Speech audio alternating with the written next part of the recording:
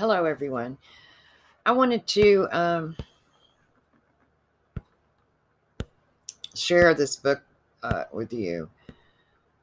I will put the link to the PDF down below. It is The World Order, Our Secret Rulers by Eustace Mullins.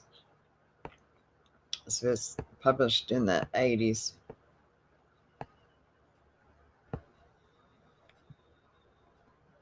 This is the 1992 election edition, so I was off a little bit. I'm going to read the preface to the second edition. My search for the names and addresses of the secret rulers of the world became a medieval quest to find the Holy Grail, which would fling open the doors of freedom for the oppressed and betrayed peoples of the world, particularly those in my own country. These world order minions fear exposure more than they fear armed force or a legal system which would punish them for their crimes against humanity. I discovered that the hidden manipulators of the world order had maintained their power by a very simple technique, which I've likened to a mask ball. The ball mask enables the Gnostics, the knowing ones, to identify their friends and enemies because they alone know who is wearing what costume. It's a masquerade which depends entirely upon disguise, that is, on things which are not what they seem. H.2 Martineau wrote in 1833 in Three Ages 1.1, a troop of gentlemen whose country could not be divined from their complexions, since each wore a mask. Persons whose country cannot be divined from their complexions, bandits wore a mask to prevent their victims from identifying them. The bandits of the world order have succeeded in robbing the whole world through the technique of the ball mask, the disguise which enables them to carry on their satanic work without being identified and prosecuted. The ball mask is the ideal vehicle for this program because the world order gained its present power in Europe in the 19th century. It was a truism among the old European aristocracy that balls are given for those who are not invited. The guests attend because of a duty or career, to spend an evening in the company of boring persons who they would much rather be elsewhere.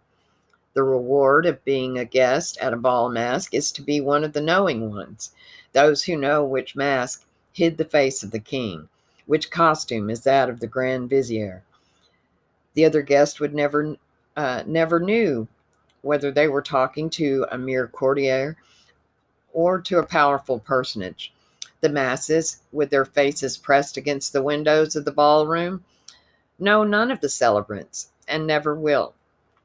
This is the technique of the world order, to be masked in mystery, with its hierarchy protected by their anonymity and their mask, so that those who revolt will strike out against the wrong targets, insignificant officials who are expendable. The world order record is one of horror, as the ghost of the massacred billions cry out for retribution. Its true nature is described by that master of the macabre, Edgar Allan Poe, in The Masque of Red Death. Quote, while the pestilence raged most furiously abroad, the Prince Prospero entertained his 1,000 friends at a masked ball of the most unusual magnificence, and now was acknowledged the presence of Red Death. He had come like a thief in the night, and one by one dropped the revelers in the blood-bedewed halls of their revel, and died each in the despairing posture of his fall. And darkness and decay and the Red Death held illimitable dominion over all. Unquote. What Poe depicts is what is actually happening to the present world under the ministrations and conspiracies of the world order. Increasing pollution, disease, and famine ending in worldwide desolation and disappearance of our species. What's the alternative? We can survive by ripping the mask off the face of the Red Death and by sending him back to hell, back to that hell from which he came. God made the earth for living, and we are overdue in our attack on the brotherhood of death. We must not be inveigled into more contrived wars for the profit of the world order. nor can we afford to continue to be misled by their control over the media, the educational process, and our governmental institutions. Wow, is that not fitting for today? Chapter 1, the new, quote unquote, New World Order. In 1985, as a sequel to the history of the Federal Reserve System, this writer published The World Order as a compendium of additional information on this subject. It never occurred to me to call it the New World Order because my researches had traced its depredations back for some 5,000 years.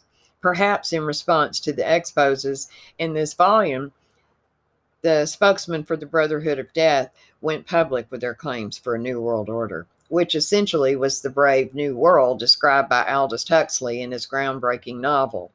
Behind all demands for this new order were the same imperatives as listed by Professor Stanley Hoffman in our Primacy or World Order.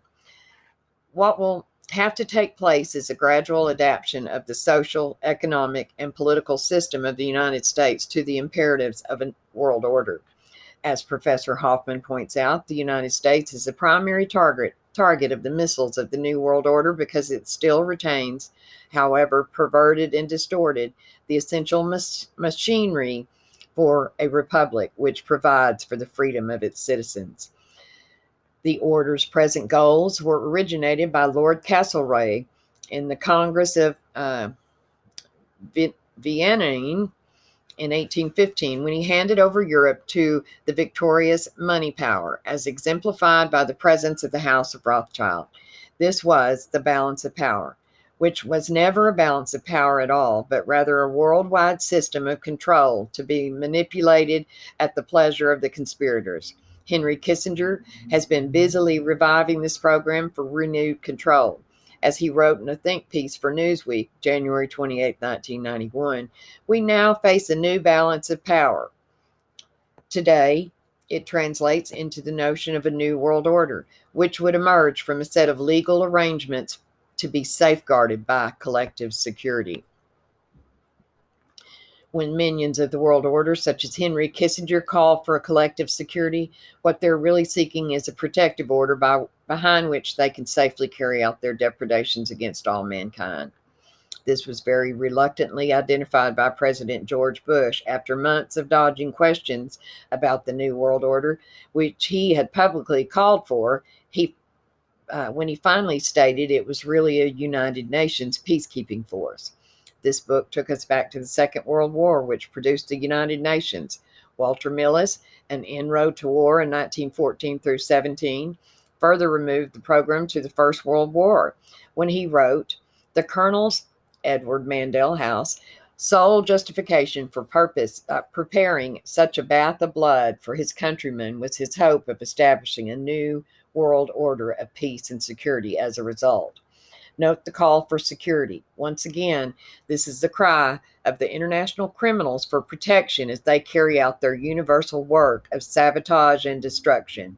House had first laid out the program for this world order in his book, Philip Drew, Administrator, in which Drew, House himself, became the guiding force behind the government and directed it to the goals of the world order. The same forces set up a Second World War from which the United Nations emerged as the new guarantor of collective security. Random House Dictionary tells us that the United Nations was created in Washington in January 2nd, 1942, when 26 nations allied against the Axis or fascist powers. In the American language, H.L. Mencken says that President Roosevelt coined the term United Nations in conference with Prime Minister Winston Churchill at the White House in December of 1941 on the eve of the Pearl Harbor attack, which manipulated us into World War II. The United Nations became an active entity in the Dumbarton Oaks Conference in 1944 when Great Britain, the United States, and Russia set in motion as a financial dictator. I probably won't be able to go very much farther. This thing will end up cutting me off.